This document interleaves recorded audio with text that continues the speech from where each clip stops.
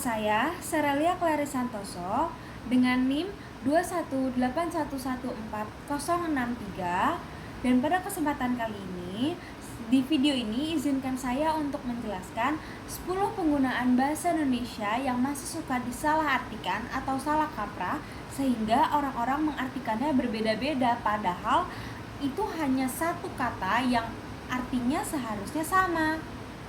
Yuk, daripada lama-lama, kita simak video berikut ini.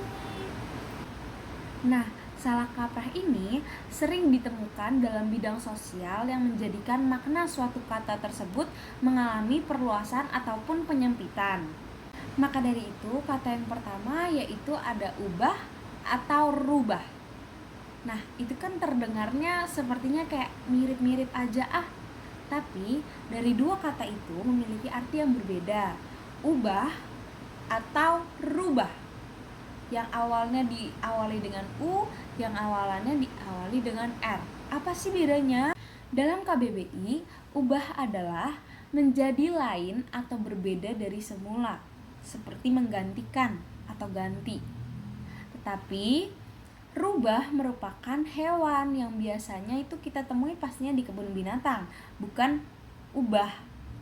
Ubah dan rubah hewan, sedangkan ubah merupakan seperti kayak ganti atau mengganti.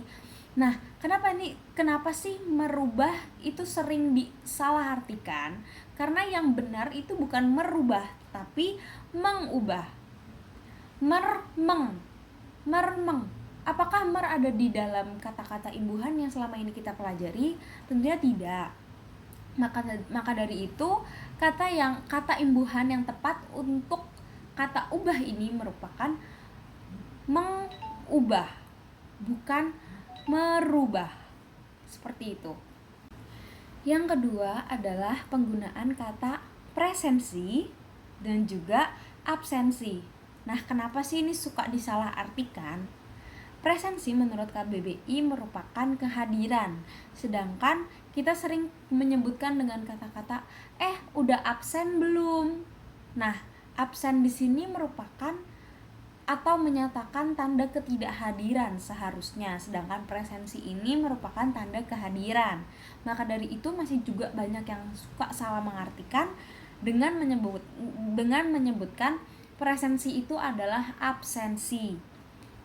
Contoh yang ketiga menurut saya adalah keluar versus keluar. Ke spasi luar dan juga keluar. Kenapa itu disalahartikan? Karena menurut saya itu adalah kedua hal yang berbeda. Kalau kita ingin pergi ke luar negeri, maka kita akan menggunakan kata yang pertama ini, ke spasi luar. Sedangkan keluar ini kita menggunakannya dalam keadaan di mana kita seperti kita berada dalam suatu kelas, kita ingin keluar ke toilet, keluar kelas untuk mengerjakan sesuatu tugas. Nah, itu yang benar. Sedangkan di sini terkadang orang masih banyak yang salah mengartikan kata tersebut, keluar versus ke spasi luar. Lanjut ke kata yang keempat. Nah, buat kata yang keempat ini adalah 0 versus 0. Nah, di sini kita sering banget pakai. Saya yakin sekali bahwa kita sangat sering menggunakan, karena saya sendiri terkadang masih menggunakan kata tersebut. Dalam apa sih? Biasanya pastinya kita sebutin dalam penyebutan nomor telepon kepada orang yang meminta nomor telepon kita mungkin. Seperti biasanya yang salah adalah 08132557 sekian. Dan yang benar adalah 08129720, bukan kosong. Kosong berarti kosong. Barang tersebut, kotak tersebut berisi kosong. Tidak ada isinya sama sekali. Sedangkan 0 ini bukan kata yang diartikan sebagai kata kosong. Karena itu hal tersebut memiliki makna yang berbeda, 0 dan juga kosong. Kata yang kelima ini adalah antisosial dan juga asosial. itu masih suka disalahartikan oleh orang-orang. Ketika orang yang dianggap kurang bergaul dengan sosial dianggapnya antisosial atau kita sebutnya ansos. Padahal menurut KBBI antisosial adalah tidak suka bergaul dan cenderung suka mengganggu ketentraman umum. Sedangkan asosial ini adalah orang yang jarang bergaul dan cenderung lebih suka hidup menyendiri. Yang kita sebut biasanya adalah ansos. Ansos ini merupakan kan antisosial, kepanjangan dari antisosial. Padahal antisosial ini tuh diartikan bukan untuk orang yang suka menyendiri. Namun antisosial ini dianggap sebagai orang-orang yang suka membuat kegaduhan di tempat umum tetapi tidak memiliki teman-teman atau pergaulan, seperti itu. Kata yang keenam adalah nuansa dan juga suasana, di mana suasana ini merupakan realita dan juga nuansa adalah warna yang ada di dalam realita tersebut. Jadi nuansa ini adalah unsur dari suasana, mudahnya seperti itu. Tetapi terkadang masih salah diartikan dan salah digunakan. Yuk sekarang kita lanjut ke yang ketujuh. Ketujuh itu menurut aku adalah kata inovatif dan juga kreatif, dimana kreatif ini lebih memfokuskan pada memproduksi idenya. Jadi kita memproduksi idenya, ide yang udah kita rancang kemudian kita produksi.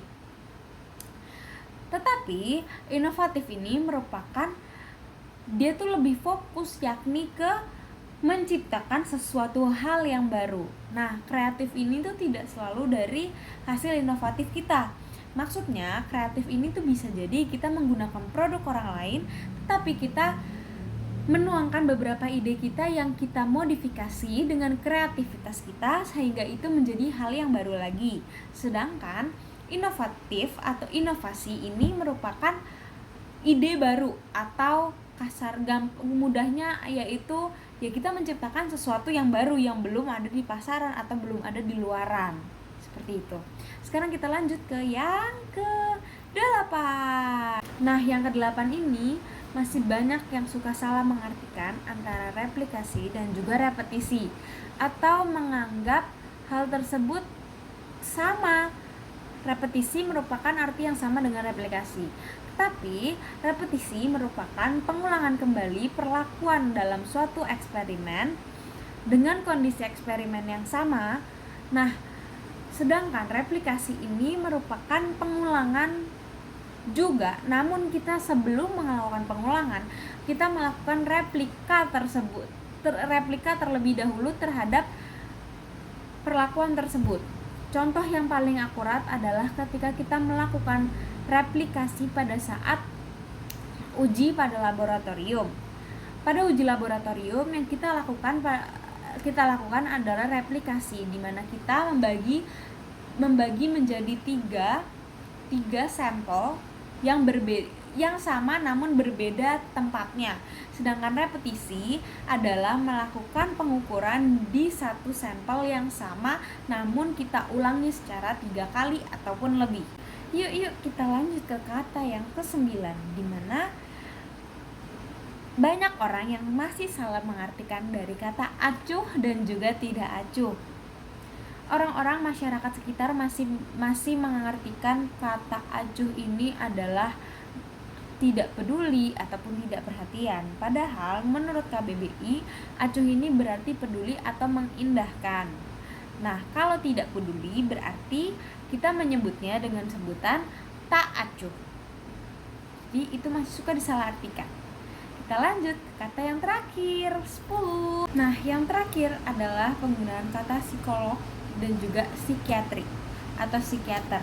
Kedua hal tersebut merupakan profesi yang berbeda. Mereka memiliki jurusan yang masing-masing. Bukan berarti psikiater itu berasal dari jurusan psikolog. Tapi psikolog ini menyelidiki penyebab gejala psikologi dari sisi yang non medisnya, sedangkan psikiatri ini menyelidiki dari sisi yang medisnya.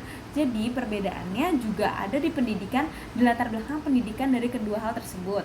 Yang psikolog merupakan S1 psikologi dan juga psikiatri merupakan S1 kedokteran, di mana mereka harus mengambil kedokteran dulu baru bisa mengambil ke bagian psikiatri. Sekian video dari saya, kurang lebihnya mohon maaf. Sekian dan terima kasih.